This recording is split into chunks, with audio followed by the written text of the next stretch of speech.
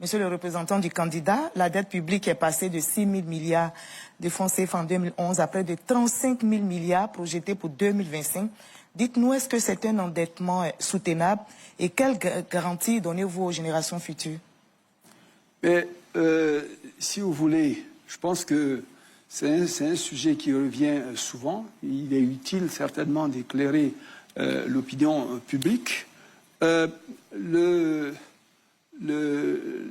L'endettement aujourd'hui, si on regarde le niveau qu'il a atteint, parce que le ratio auquel on le mesure, ce n'est pas la valeur absolue que vous regardez.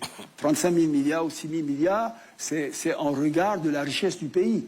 Voilà, on avait 6 000 milliards, mais le ratio de la dette sur le PIB était de 69%. Donc c'était élevé, plus élevé que maintenant. On a 35 000 milliards, mais le ratio de la dette, je dirais, sur le PIB aujourd'hui est de 57%. Donc on n'a pas un endettement qui est plus lourd qu'on avait.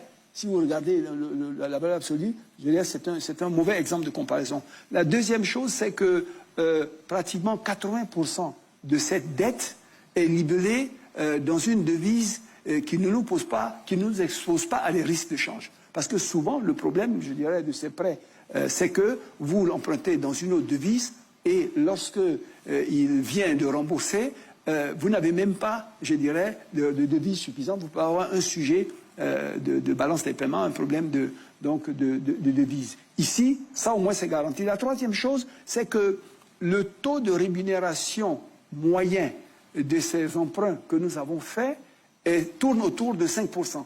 Alors que la croissance économique que nous avons est autour de 7% par an. Donc on se rend bien compte que l'investissement qui est fait à partir de ces prêts induit un accroissement de richesse qui est supérieur à la rémunération de cette... Donc voilà, c'est un bon emprunt, c'est un bon investissement.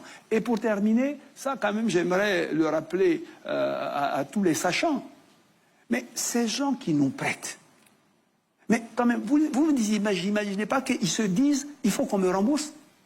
Vous connaissez, vous, des gens sur le marché international, des institutions de premier plan qui se lèvent pour aller prêter à un pays qui ne pourra pas les rembourser.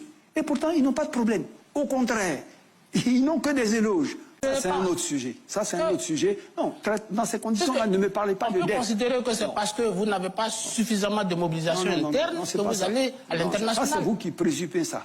C'est vous qui présupposez ça. Parlez-moi alors du financement de l'économie. Ne me parlez pas de dette. Moi, j'ai une économie, je dois financer un budget. Où est-ce que je mobilise les ressources pour pouvoir financer cette économie? Qu'est-ce que je prends dans mes ressources propres? Qu'est-ce que je prends dans des emprunts? Voilà. Donc, qu'est-ce que je... Ici et là, on discute. Mais si vous prenez juste par lorgnette de la dette, moi, je vous réponds sur la lorgnette de la dette. Oui, il faut accroître le taux de collecte fiscale. On appelle le taux de pression fiscale. On a évolué quand même il y a quelques années. On était à 12%. Aujourd'hui, on est à 15%. On a pour objectif de monter jusqu'à 18%, je dirais, d'ici 2030. Donc, on est dans un monde qui a changé. Et où on a tous conscience aujourd'hui qu'une page est tournée et qu'il est un temps de réveil pour les pays sur le continent africain.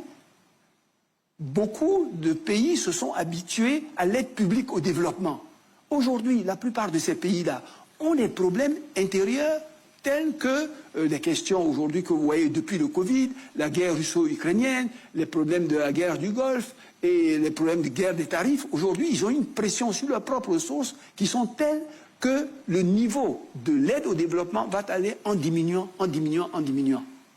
Vous avez vu des pays qui ont carrément supprimé des pans entiers de leur aide au développement, je ne rentrerai pas dans le détail. Donc les temps à venir ne vont pas être des temps évidents. Mobiliser des ressources sur le marché où, comme vous le savez, après la guerre russo-ukrainienne, les taux, je dirais, ont flambé, rend les taux sur ce marché-là relativement élevés et difficile pour un pays qui ne veut pas voir sa dette croître rapidement. Donc il va falloir, par tout moyen, accroître la mobilisation des ressources intérieures de façon accélérée et extrêmement importante. Donc, on est, nous, dans une logique de digitaliser, je dirais, le système de collecte, d'essayer d'avoir des identifiants uniques pour je dirais, identifier et des individus et des entreprises. Ça, déjà, on est largement avancé dessus. Dans des secteurs comme le foncier, on a tout un système qui est en cours de mise en œuvre. On a fait un mapping, on a identifié, je dirais, toutes ces choses. Et on a un logiciel qui a été mis en place et qui est en train véritablement de commencer à donner des résultats. Donc, rassurez-vous que personne n'emprunte comme ça, je dirais, parce que l'emprunt est une solution. Mais tous les pays empruntent. Ils empruntent parce que vous empruntez pour financer des investissements qui vont vous permettre d'accélérer votre développement.